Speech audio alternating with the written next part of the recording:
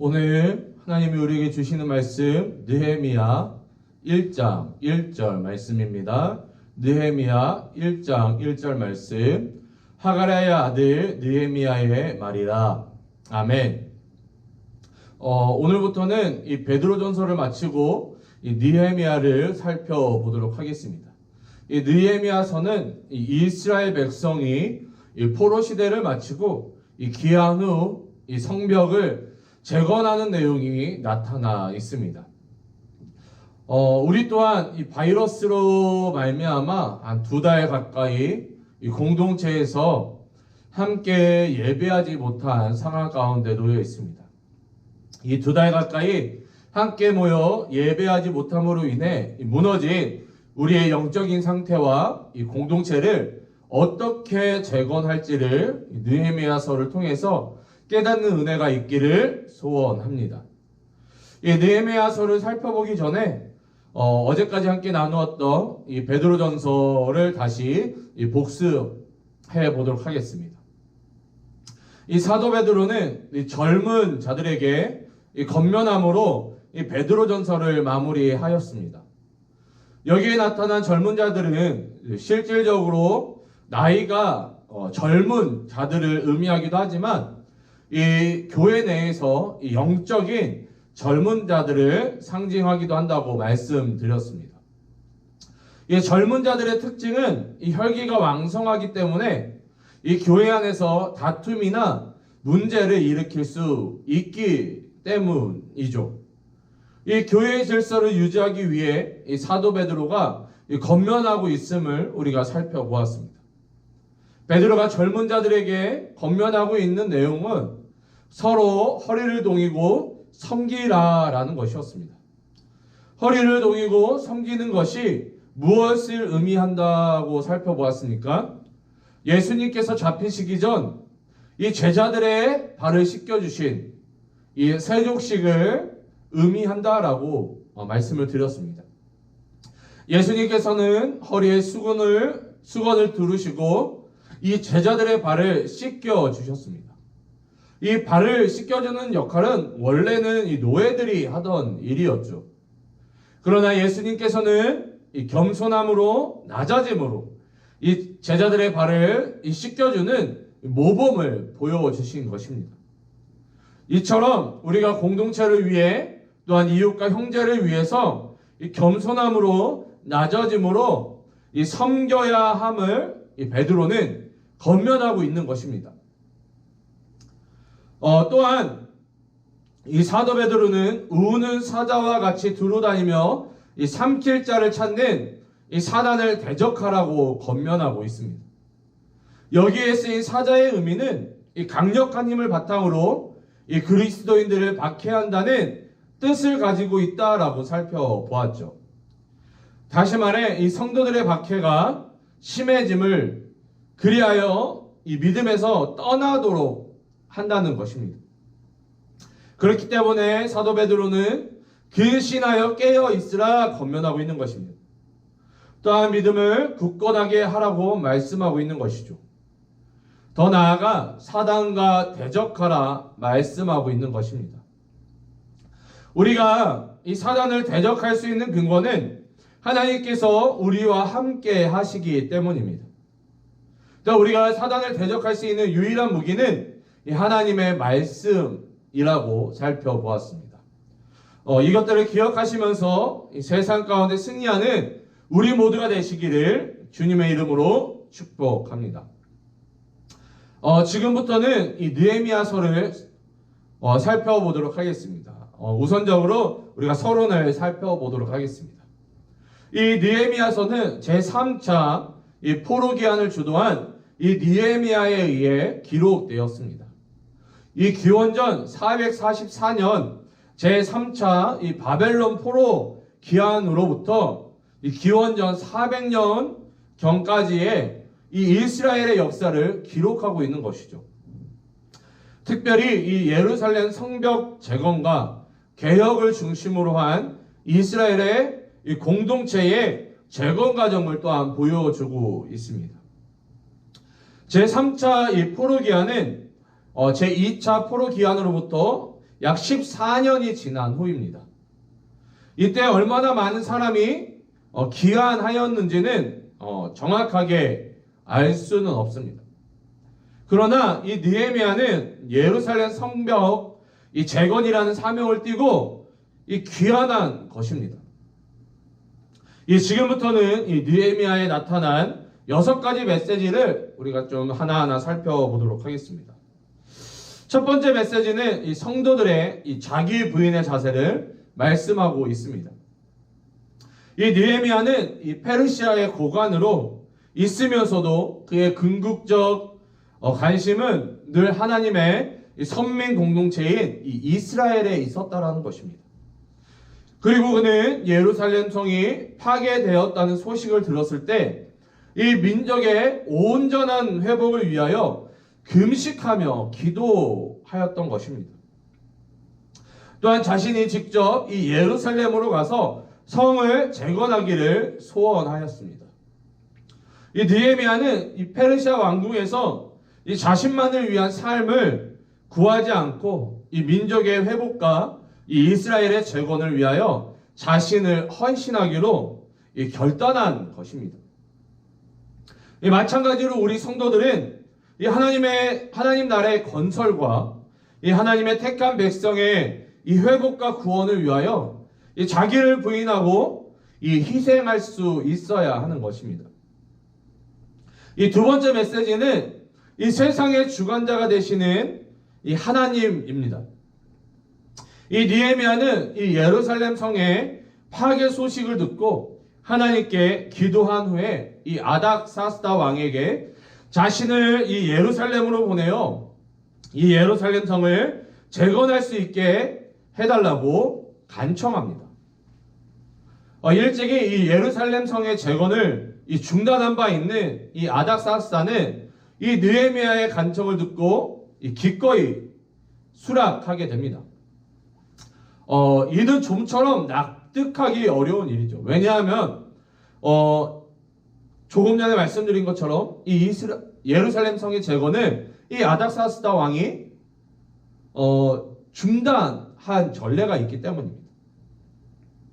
이에 대하여 이 느헤미야는 이 하나님의 선한 손이 나를 도우셨다라고 고백하게 됩니다.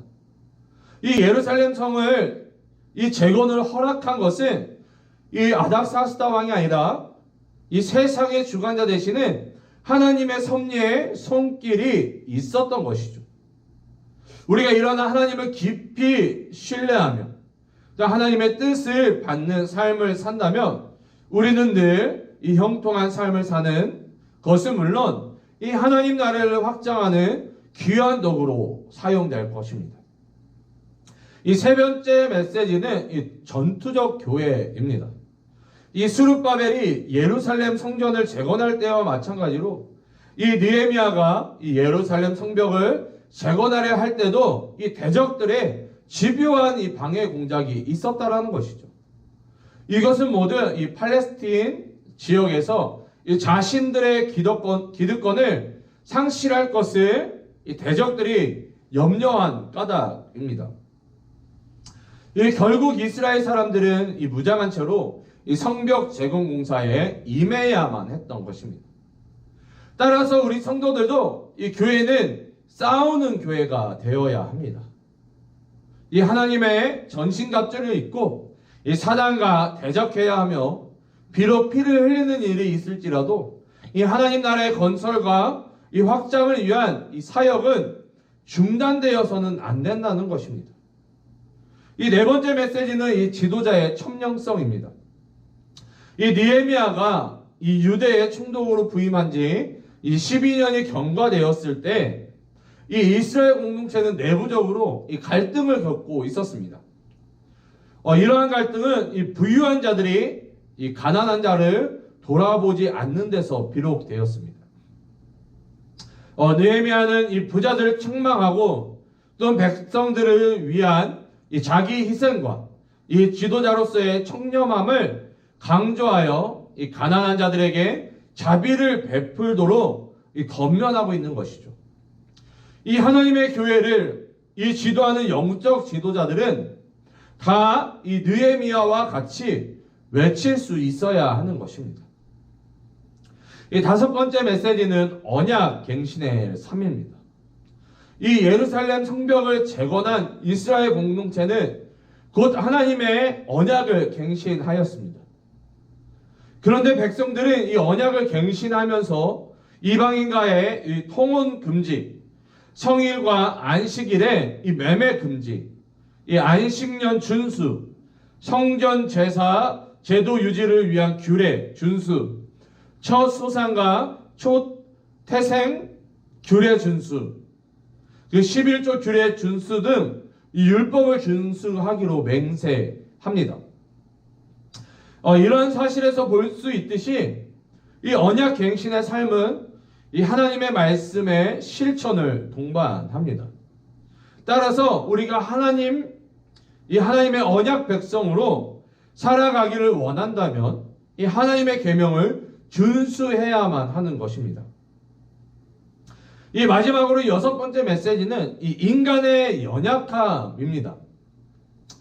이스라엘 자손들은 이 에스라와 이 느헤미야의 주도로 언약을 갱신한 지 불과 10여 년 만에 이 느헤미야가 잠시 예루살렘을 떠나 페르시아로 돌아간 후 다시 영적으로 침체되어 각종 죄를 범하게 됩니다. 특히 이 범죄자들 가운데는 이스라엘의 영적인 문제를 책임져야 할 이 대제사장도 포함되어 있었다라는 것이죠. 이것은 인간이 얼마나 죄에 대해 연약한 존재인지를 잘 증거해 줍니다. 우리 인간은 아무리 하나님의 말씀에 따라 살기로 철저히 맹세했다 하더라도 이 조금만 이 죄에 대하여 방심하면 이 금세 죄에 물들게 된다는 것입니다.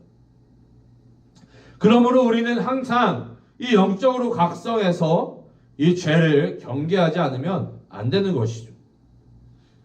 지금까지 우리가 이 느헤미야서에 나타난 이 서론 부분에 해당하는 이 6가지의 메시지를 살펴보았습니다. 이 하나님께서는 무너진 공동체를 다시 세우시기를 원하십니다. 이 느헤미야서를 함께 나눌 때에 우리 안에 무너진 부분들이 다시 세워지는 놀라운 역사가 있기를 소원합니다. 우리 한 사람 한 사람이 느헤미야와 같은 사람들이 되어서 이 공동체를 세워나가는데 앞장서는 청년들이 되기를 바랍니다.